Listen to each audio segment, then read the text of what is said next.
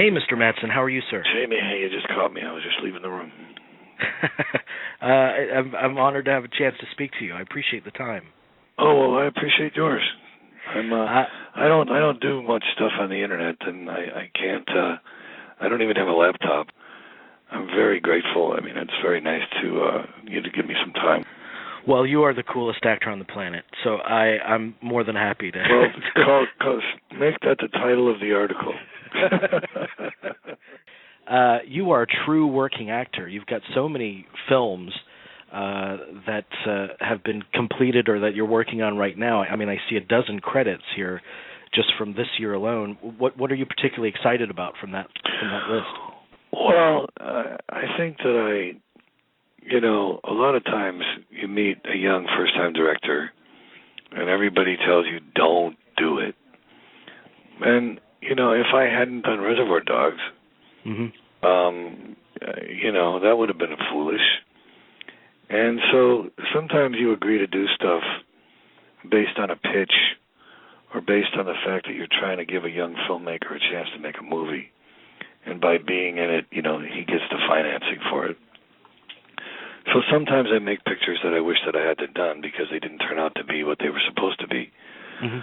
But I'm only happy when I'm busy, and I got 5 sons, and raising 5 sons in 2012 is kind of expensive.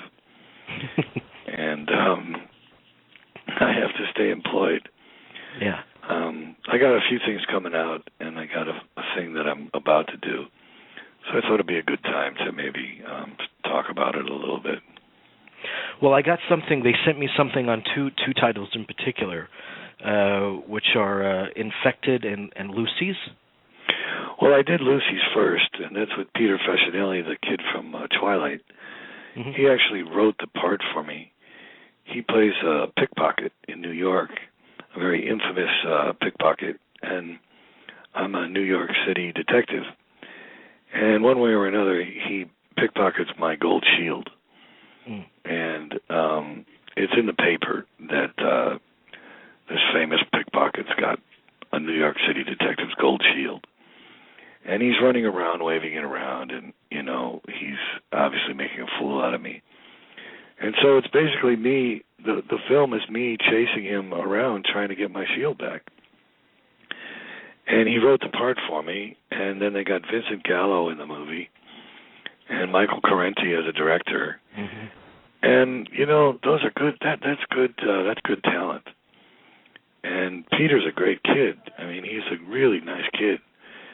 And when you get someone young, someone who believes in what they're doing, and they actually write a part for you, it's everybody wins. You know what I mean? It's like a nice. I like it when it happens that way. And we shot the picture in Rhode Island, and it turned out to be pretty good. And so the same production company that did Lucy's put me in Infected, and we made Infected like right afterwards. And that's a first-time director. That's Glenn Ciano. It's his first movie. And it's a horror movie, which I haven't been in that genre before. And I thought it was, if it was done right, it was done the way George Romero does them. Dennis Hopper was a dear friend of mine, and he did a George Romero horror picture. And I thought, it's an interesting genre that I've never done, and I did a little investigating. I found out that there's a huge following for that kind of film. It's about a family that goes off into the woods, and everybody gets this really rare Lyme disease, and it turns everybody into cannibals. And I'm like the only one who doesn't have it, and I end up having to shotgun a lot of people who are trying to get in the house, and it's one of those times where the weapon worked out, and it was a nice Winchester pump, and I wore the white Stetson. I wore the white cowboy hat that I wore in Kill Bill, and it was nice weather up there in Rhode Island at that time of year, and I think it turned out to be a little bit better than some of those movies that I've seen. Some of them are. they're either really, really good or they're really, really horrible. Yeah, there's very little in between. Yeah. I think Infected is pretty good. And well, you talk about these experiences and you getting along with everyone and it being the set kind of everything gels. When you think back at the truly great movies that you've made in your career, were all the sets like that? I mean, does that kind of produce better work? No, it's Mulholland Falls was not very much fun. There was a lot of disagreements about a lot of things, and making pictures is not easy. It's not the game and the joyride that everyone thinks. It's a very, very complicated thing, and it has to do an awful lot with personalities, and it has to do with an agenda, and it all turns into a business equation at some point where if the picture doesn't make money, people say, well, it must not be very good, and even some things that are really good that don't make money, they never get seen because they didn't get proper distribution. I did a cop picture with Daryl Hannah called Vice that never got proper distribution, and I did a picture called Hell Ride with Dennis Hopper that Quentin Tarantino, the executive, produced it, and David Carradine's in it. It's the last picture I did with David, and Vinnie Jones is in it, and it's called Hell Ride. And Hell Ride never got decent distribution. Hell Ride, went to DVD. So, I think sometimes the business end of things gets in the way of the artistic end of things. And I mean, it goes without saying. I suppose in any vocation of life, you have these things happen. But I mean, sometimes everybody gets along, and sometimes they don't, and you can't.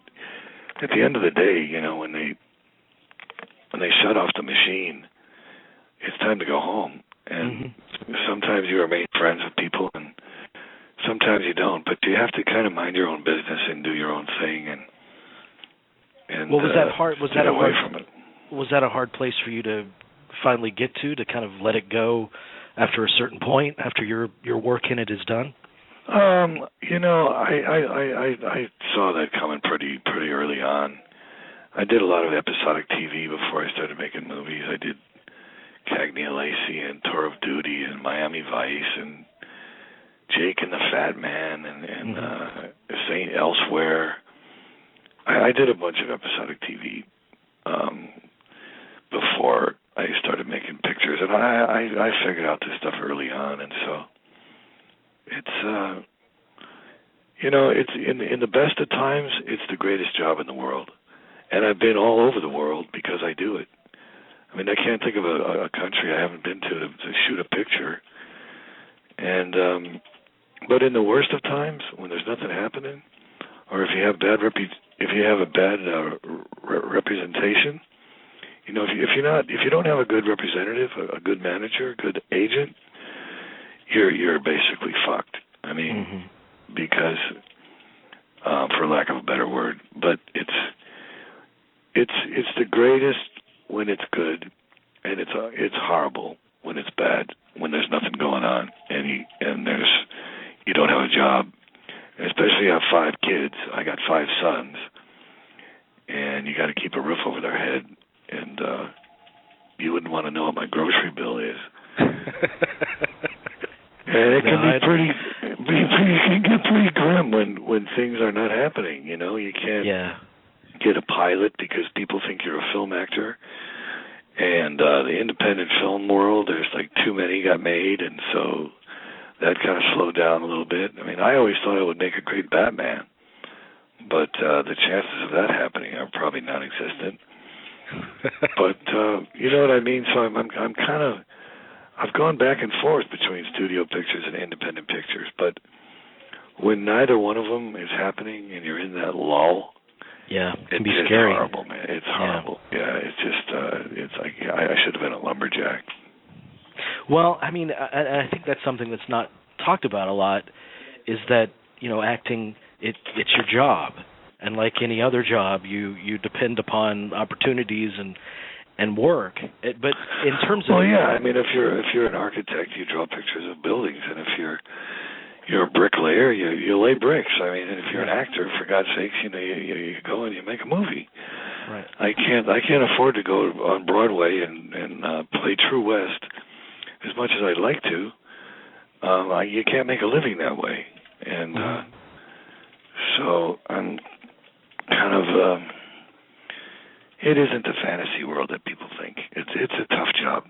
Yeah, but when you're doing it, which a lot of actors say, when it comes down to actually acting, you do very little of it. But when you do it, do you have a different appreciation of it than you did when you were first starting out? Well, I look at it differently. It's not as mysterious as I thought it used to be. I realized that the simplicity is usually the best way to play stuff, and I'm not really as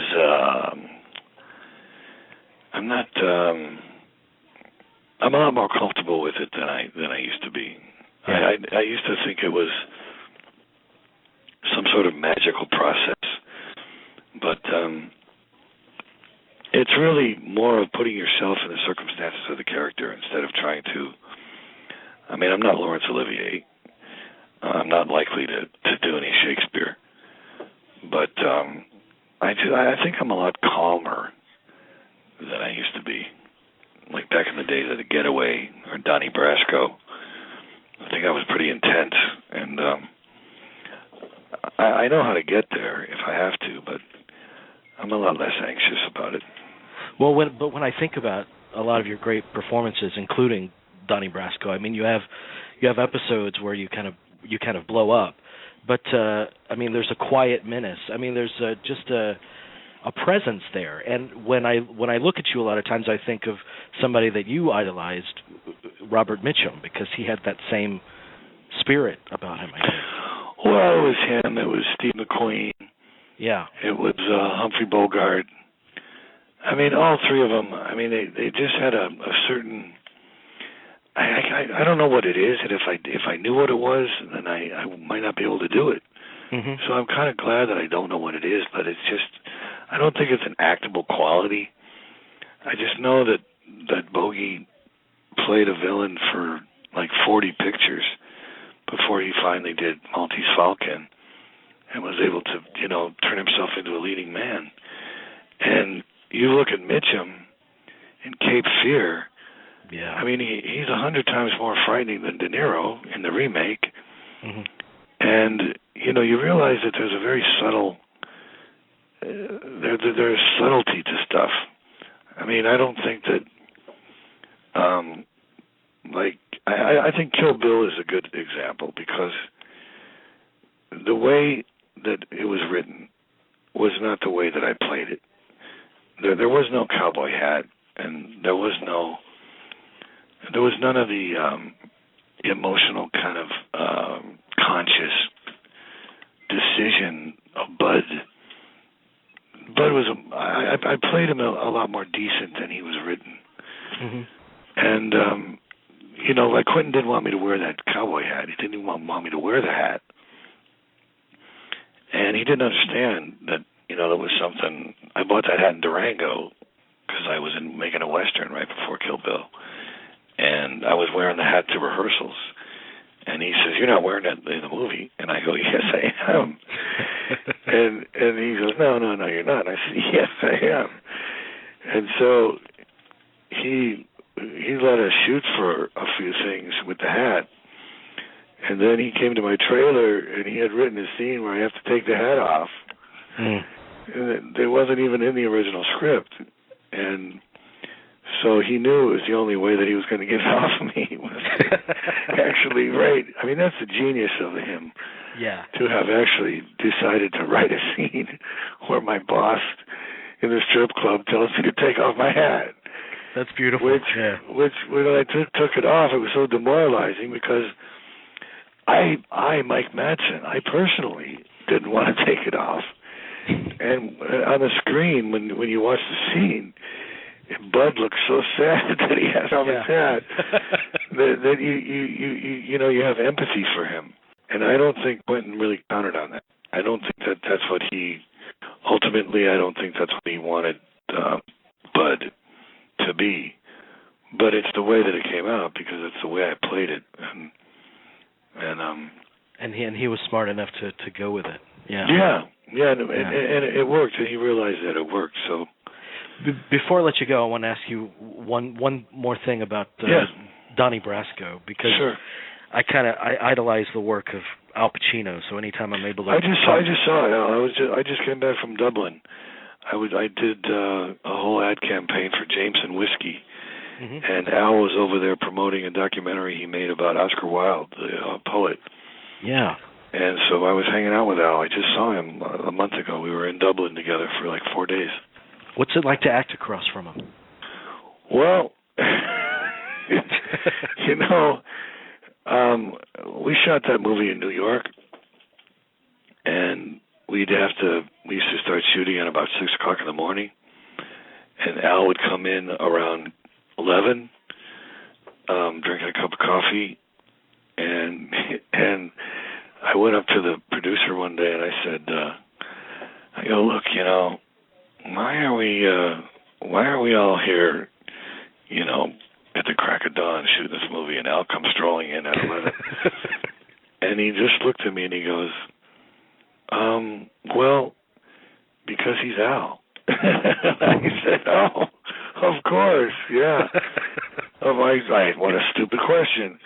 I mean, he's at the same time, I'll say that there was one morning, the thing that happens in the lounge when he's hitting the parking meter with a hammer? Right. And I get mad at everybody and I yell at everybody.